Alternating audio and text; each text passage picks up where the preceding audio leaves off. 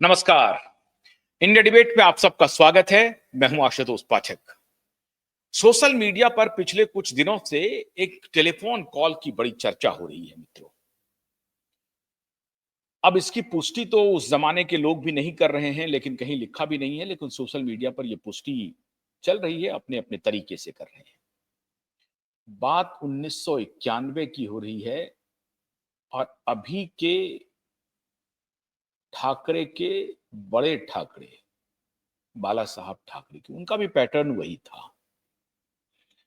बाला साहब ठाकरे के गुंडे सड़कों पर गुंडागर्दी कर रहे थे और दिल्ली में चंद्रशेखर की सरकार थी और प्रधानमंत्री ने फोन करके कहा कि ठाकरे, मुंबई में जो गुंडागर्दी तुम कर रहे हो वो गुंडागर्दी बंद कर दो, वरना कानून का राज कैसे चलता है ये मुझे आता है। अब ये दावे सोशल मीडिया पर किए जा रहे हैं तब के प्रधानमंत्री चंद्रशेखर की जानिब से। क्यूबाइब नेटवर्क इसकी कोई पुष्टि नहीं करता। मैं ये नहीं कह रहा हूं कि ऐसा कोई अकाउंट मैंने जो सर्च किया उसमें कहीं मिला है, लेकिन ये बात सही है कि उस दौर में बाला साहब ठाकरे के गुंडे सड़क पर होते थे और ये भी सही है कि चंद्रशेखर उस वक्त प्रधानमंत्री थे 1991 में, और चंद्रशेखर इस बहुत ही सख्त मिजाज के थे और चंद्रशेखर कभी कोई समझौता नहीं करते थे।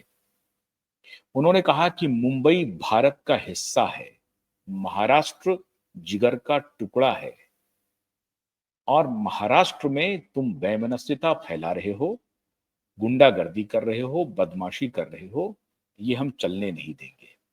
दो भाइयों के बीच में लड़ाई लगा रहे हो, लड़ाई करवा रहे हो, ये चलने नहीं देंगे।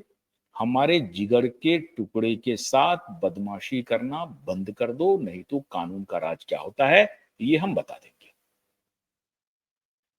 अब इसी टेलीफोन कॉल का जिक्र हो रहा है आजकल सोशल मीडिया पे।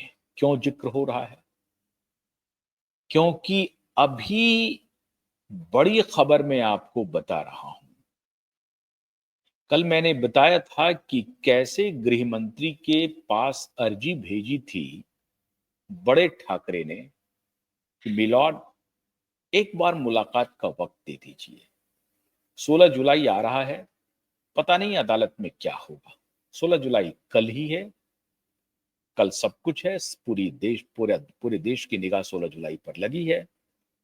अब कौन सा रिप्लाई फाइल करती है सरकार? हमारे वकील महोदय अपनी पूरी टीम के साथ रात दिन एक करके कल की तैयारी कर रहे हैं। कोई रास्ता नहीं है और ये भी हो सकता है कि कल की हियरिंग कहीं लाइव ना हो जाए। अब मुझे नहीं मालूम कि हाईकोर्ट ने कोई तैयारी की है, लाइव की व्यवस्था की है या नहीं की है। मैंने पिछले अपने वीडियो में बताया था आपको कि लाइव बहुत आसानी से हो सकता है और इसके लिए किसी लंबे समय तक इंतजार करने की कोई आवश्यकता नहीं है। आप आराम से 1-2 दिन में सारी व्यवस्था, तकनीकी व्यवस्था कर सकते हैं और आप लाइव का प्रावधान कर सकते हैं अदालत से। कल देखना है कि जस्टिस एएस गडकरी और जस्टिस पाटिल की बेंच से जो सुनवाई होनी है, और कल और भी आ, हो सकता है कि 1-2 और मैटर अदालत में सुनवाई के लिए आ जाए। लेकिन ये मैटर जो रिप्लाई फाइल करने का मैटर है उसको तो आना ही पड़ेगा, उसकी तो सुनवाई होनी ही पड़ेगी। तो अब देखना यह है कि ये सुनवाई कल लाइव हो पाती है कि नहीं, इसको देखना है। नंबर 1। नंबर 2, सुनवाई में क्या क्या होता है। लेकिन आज जो मैं आपको बता रहा हूं वो बेहद दिलचस्प है और दिलचस्प ये है कि पहली तो अर्जी गृह मंत्री ने रिजेक्ट किया और अभी कुछ दिन पहले गृह मंत्री पूना गए थे और पूना से संकेत दिया वहां के मुख्यमंत्री को कि ये सब कुछ जो चल रहा है महाराष्ट्र में, खासतौर से मुंबई के अलावा किसी इलाके में नहीं, मुंबई में जो कुछ भी चल रहा है उस पर सख्ती कीजिए।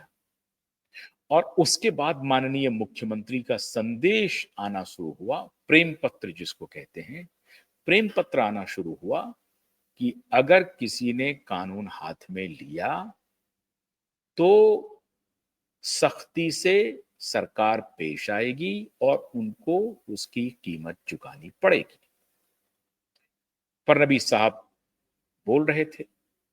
फडणवीस साहब की बात को बहुत सारे लोगों ने लिप सर्विस माना। क्यों लिप सर्विस माना?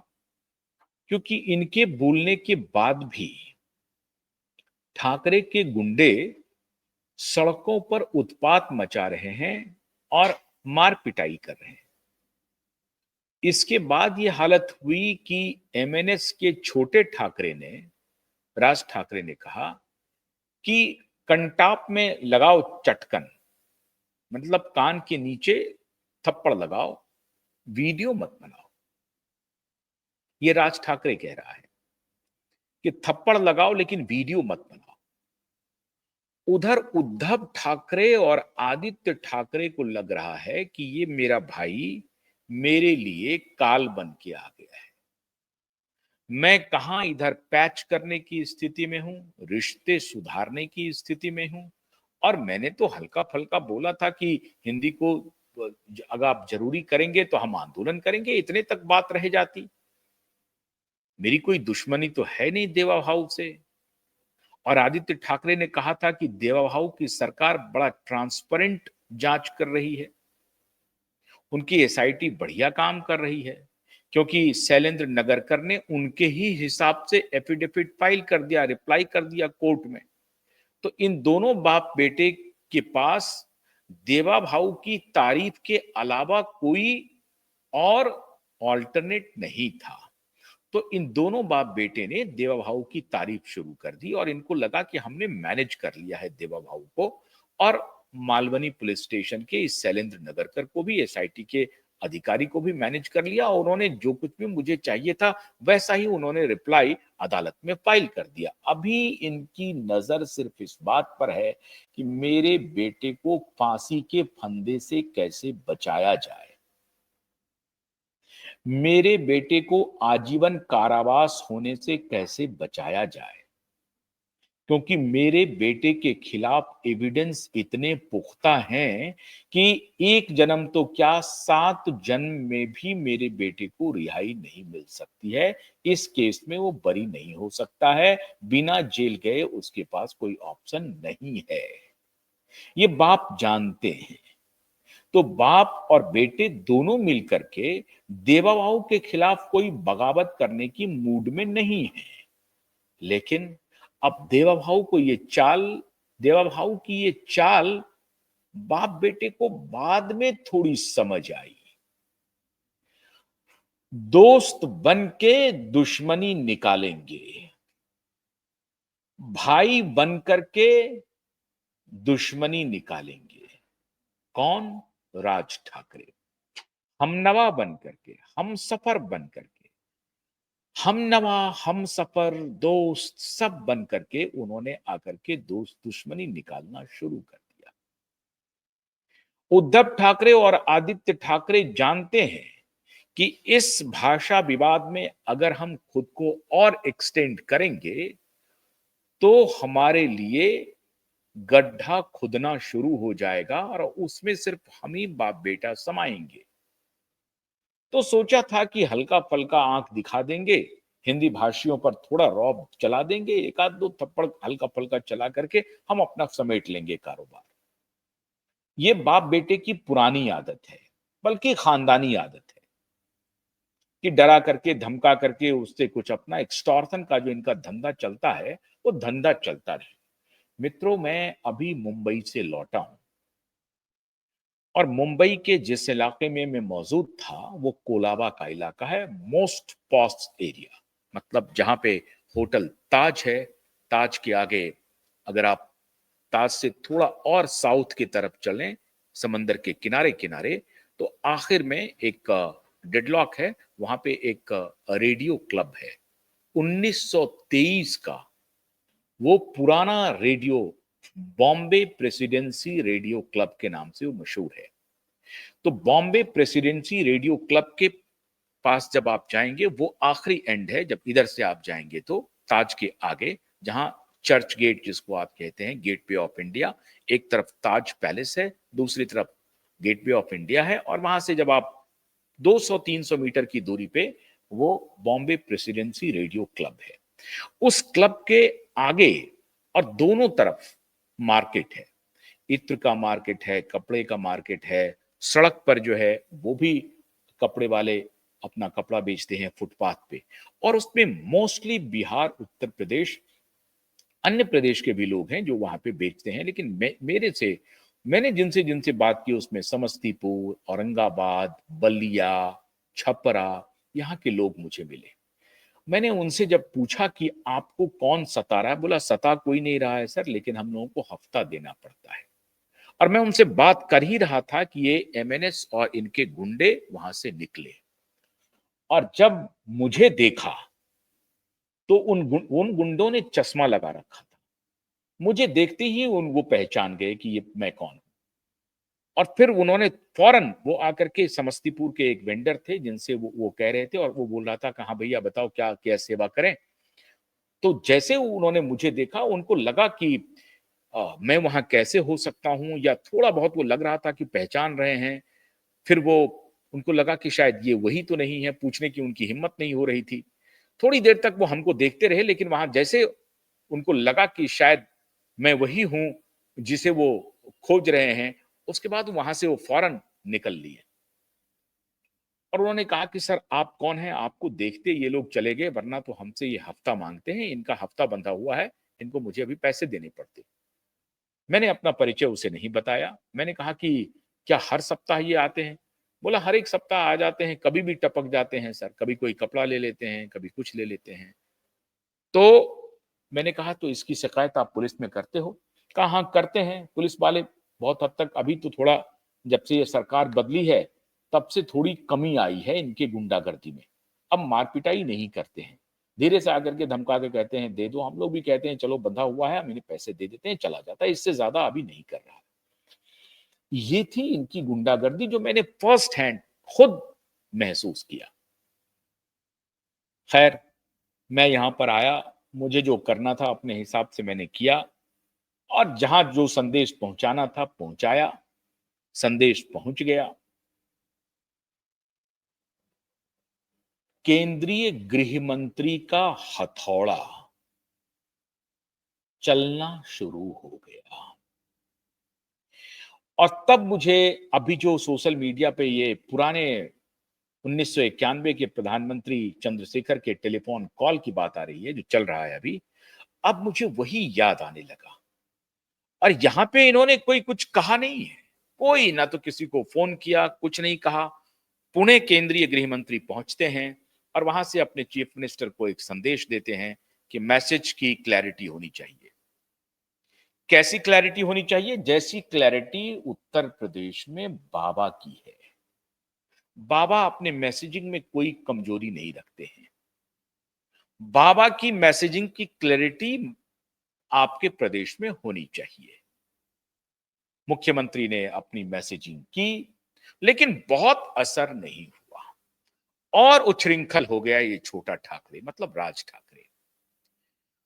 मुंबई की पावर गैलरी में एक बहुत बड़ी चर्चा है मित्रों। चर्चा है कि राज ठाकरे जो एक हुए हैं ना, वो बड़ी प्लानिंग का हिस्सा है। अब मैं उस पर कोई और उसकी परत नहीं खोलना चाहता हूं, बस मैं इशारा कर रहा हूं, आप समझ जाएंगे। जो बात मैंने जिक्र पहले किया, दोस्त बनकर के दुश्मनी, हमनवा बन के हमसफर बन करके आप कैसे उसको लाएंगे मान से बाहर, वो पूरी तैयारी हो गई है। चौतरफा बाप बेटे को ये चाणक्य गृह मंत्री ने घेर लिया है, और ये दोनों बाप बेटा बुरी तरह से घिर गया है। जो कोई भी अब गुंडागर्दी, पहले तो अभी 16 जुलाई के पहले जो मीटिंग की उन्होंने बात की थी कि किसी प्रकार से हमें मिल जाए, और हम ये सफाई दे आए कि ये जो राज ठाकरे आया है, ये जो गुंडागर्दी कर रहा है, इसका कोई मतलब नहीं है। हमारी प्राथमिकता में सिर्फ ये है हमारा बेटा, हमारे बेटे को किसी तरीके से बचा लीजिए। गृह मंत्री ने झटक दिया, कहा नहीं, हम मिल नहीं सकते हैं। और दूसरा, नेशनल सिक्योरिटी एक्ट का इंपोजिशन के लिए ग्रीन सिग्नल दे दिया। गृह मंत्री ने कहा कि महाराष्ट्र में सभी गुंडों का इलाज शुरू कीजिए, शुरू कीजिए। और महाराष्ट्र के director general of police DGP को सीधा सीधा सिग्नल पहुंच चुका है। Now it is up to you, you have to decide that what way Maharashtra police will proceed, particularly Mumbai police will proceed. As far as messaging is concerned, Home Ministry messaging is absolutely loud and clear. There should not be any हीला हवाली। अब ये नहीं चलेगा कि अभी देखते हैं, सोचते हैं, धमकी देते हैं, नहीं। नेशनल सिक्योरिटी एक्ट लगेगा दोनों तीनों बाप बेटा और भतीजे पर। बाप बेटा, भाई, भतीजा, इन सब पर लगेगा। जिन्होंने कहा कि कान के नीचे थप्पड़ मारो, वीडियो मत बनाओ, उसे भी लगेगा। और इधर उद्धव ठाकरे को लग रहा है कि साहब एक तो जान का जंजाल पहले से 16 जुलाई बना हुआ है, मर्डर का चार्ज है, बलात्कार का चार्ज है, उसमें फंस रहे हैं। ऊपर से हमारे बेटे ने रिप्लाई फाइल किया है, एफिडेविट में भी झूठ बोल दिया है, उसमें फंस रहे हैं। और वो भी जब हम लोगों ने एक्सपोज किया, आप सोचिए 14 जून को आदित्य ठाकरे ने रिप्लाई फाइल किया और कहा जा रहा है कि ये जो अघोरी पूजा किया ना उन्होंने, तो अघोरियों ने ये जो हैदराबाद से जो बाबा को बुलाए थे, ये ठग बाबा, ये ठग बाबा के कहने पे, बहुत सारे बाबा हम लोगों के भी यहाँ पे आते रहते हैं और कहते हैं तुम्हारा ऐसे हो जाएगा, तुम्हारा वैसे हो जाएगा, महाकाल की कृपा है, महाकाल ऐसे कर देंगे। अरे अभी तो सावन माह शुरू हुआ है, महाकाल की कृपा है, और महाकाल एक बेटी के साथ हुए बलात्कार और निशंस हत्या का न्याय तो करके रहेंगे। महाकाल औढ़रदानी तो हैं, लेकिन महाकाल की नजर अब त्रिनेत्र खुल रही है, दो नजर के अलावा, क्योंकि अपनी तीनों आंखों से अभी वो रहेंगे, क्योंकि शयन शयन मुद्रा में स्वयं विष्णु चले गए हैं और विष्णु ने यह जिम्मेदारी पूरी दुनिया को चलाने की जिम्मेदारी महाकाल को दे दी है। तभी महाकाल कम से कम 2 महीना तो वही चलाएंगे दुनिया को। तो महाकाल का त्रिनेत्र खुल गया है, और त्रिनेत्र खुला तो अघोरी के जीवा पर मां सरस्वती को बिठा दिया और कहा कि इसको बोलो कि डबल डिजिट में 10 होना चाहिए, ये झूठ बोल दो। तो 28 अपना एज लिखवा दिया, बोलो इनसे झूठ बुलवाओ कि हम एमएलए नहीं है, तो इन्होंने लिख दिया अपने एफिडेविट में कि हम एमएलए नहीं है। फिर इन्होंने कहा कि सुप्रीम कोर्ट के पास है, सीबीआई ने दे दिया, बिहार पुलिस ने दे दिया। ये बात मैं आपको पहले बता चुका हूं, फिर दोबारा बता रहा हूं कि इनके जिह्वा पर सरस्वती का निवास करवा करके स्वयं भगवान शिव ने कहा कि ये सारी झूठा एफिडेविट तुम लिखो, ताकि तुम्हारे फांसी का रास्ता क्लियर हो जाए। फंदा तैयार हो रहा है।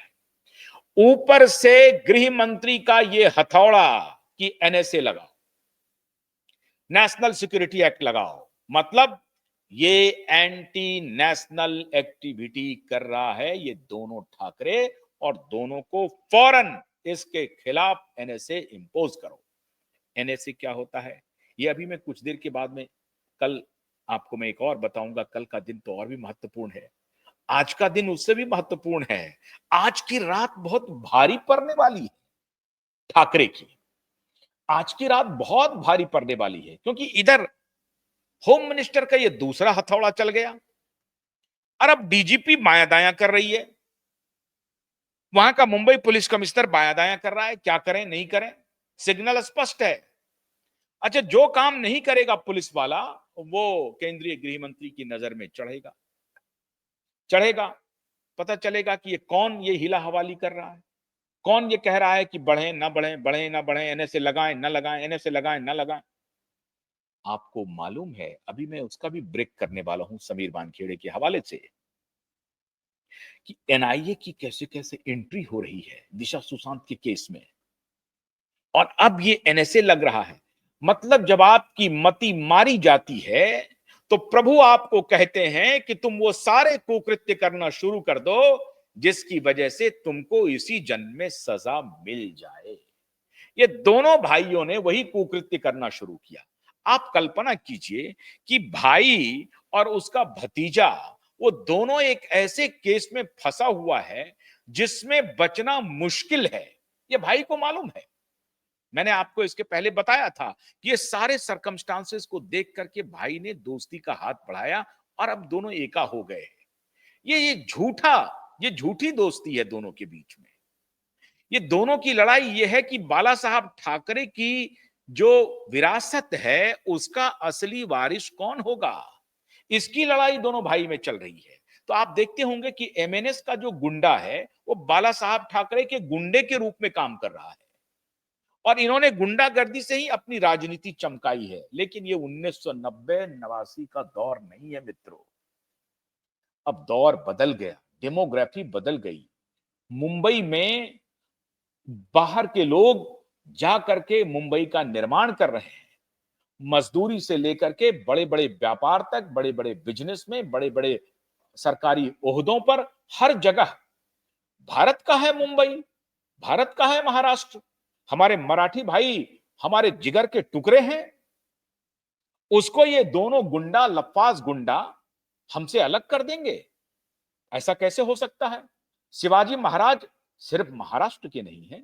शिवाजी महाराज हमारा मस्तक हैं, हमारे देश का गौरव है शिवाजी महाराज।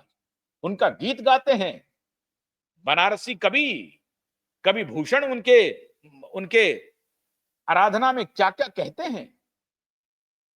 ये भूषण मराठी तो नहीं थे, खड़ी बोली में उन्होंने कविता लिखी थी, खड़ी बोली में उनकी कविता थी। तो शिवाजी महाराज का की वंदना पूरा राष्ट्र करता है, पूरा देश करता है। एक एक मराठी बंधुओं की, एक एक मराठी भाइयों की इज्जत पूरा देश करता है, पूरब से पश्चिम तक, उत्तर से दक्षिण तक। ये दो लुच्चे लफाड़ी, ये गुंडे, ये दो लुच्चे जिनकी कोई औकात नहीं है। अब मुंबई महानगर पालिका भी खत्म होने वाली है, इसमें भी इसको अपनी औकात पता चल जाएगी। विधानसभा में मराठियों ने इनकी औकात बता दी, अपने शौर्य का परिचय दिया मराठियों ने, इनको पता चल गया विधानसभा में इनकी औकात।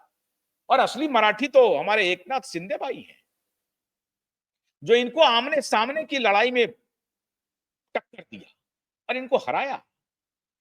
ये नकली शेर बन रहे हैं। वो शेरनुमा कुर्सी पर इनके दादाजी बैठते थे, बाला साहब ठाकरे,